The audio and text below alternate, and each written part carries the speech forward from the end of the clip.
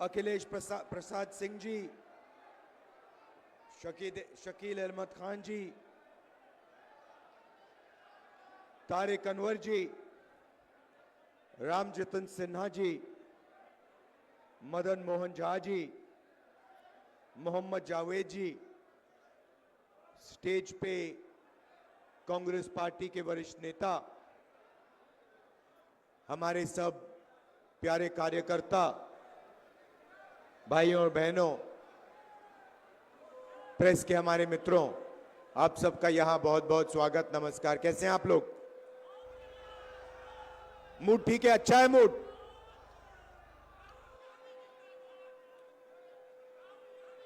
कुछ दिन पहले, माइक को ठीक करो अभी।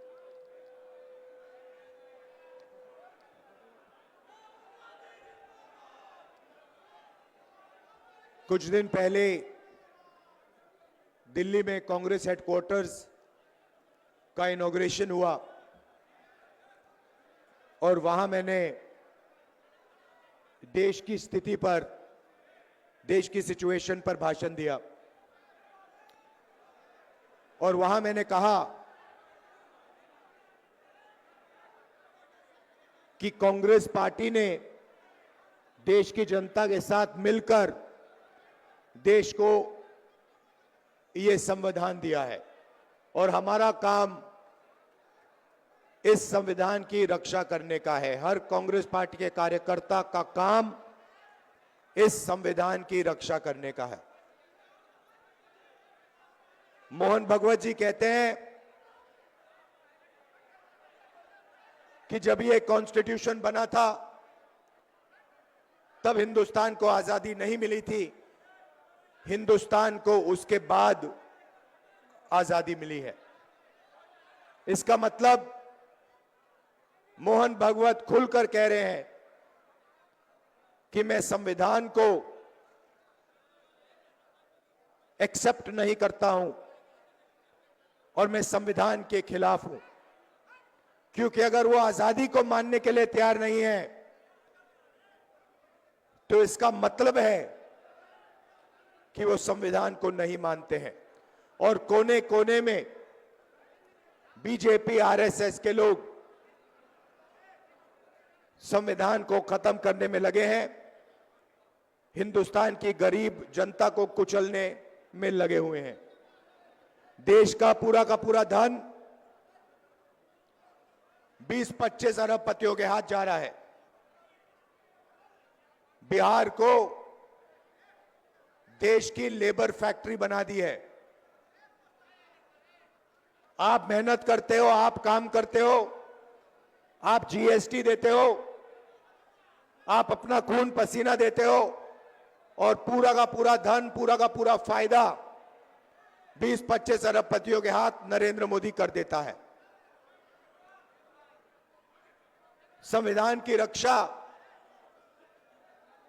सिर्फ कांग्रेस पार्टी का कार्यकर्ता कर सकता है। और मैं आपको एक और बात बोलना चाहता हूं कि यह विचारधारा की लड़ाई है और दो विचारधाराओं के बीच में लड़ाई है, यह भूलिए मत। एक संविधान की कांग्रेस पार्टी की विचारधारा, नफरत के बाजार में मोहब्बत की दुकान वाली विचारधारा, और दूसरी तरफ बीजेपी और आरएसएस की विचारधारा, नफरत और हिंसा की विचारधारा। इन दोनों के बीच में लड़ाई चल रही है और मैं आपको कह सकता हूं कि बीजेपी का मुकाबला विचारधारा से ही होगा, कांग्रेस पार्टी की विचारधारा से ही होगा, और बीजेपी का मुकाबला सिर्फ कांग्रेस पार्टी का कार्यकर्ता और उसकी विचारधारा कर सकती है।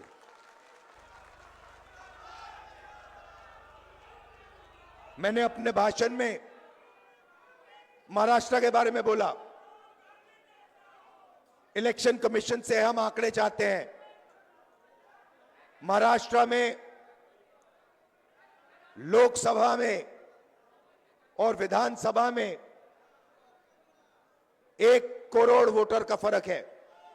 1 करोड़ लोगों ने विधानसभा में वोट दिया और लोकसभा में वोट नहीं दिया था।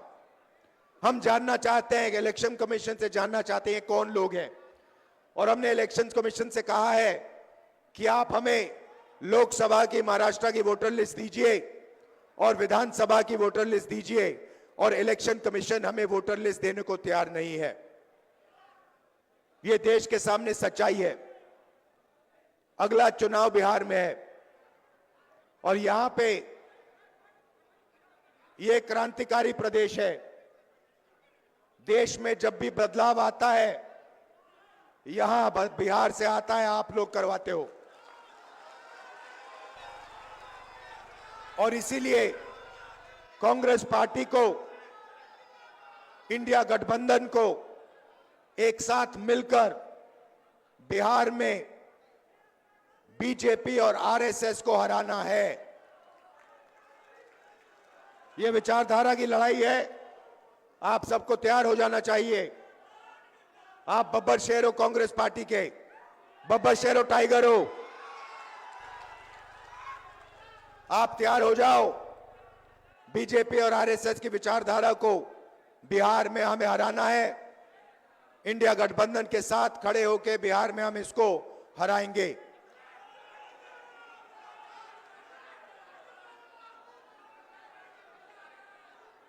आप सब,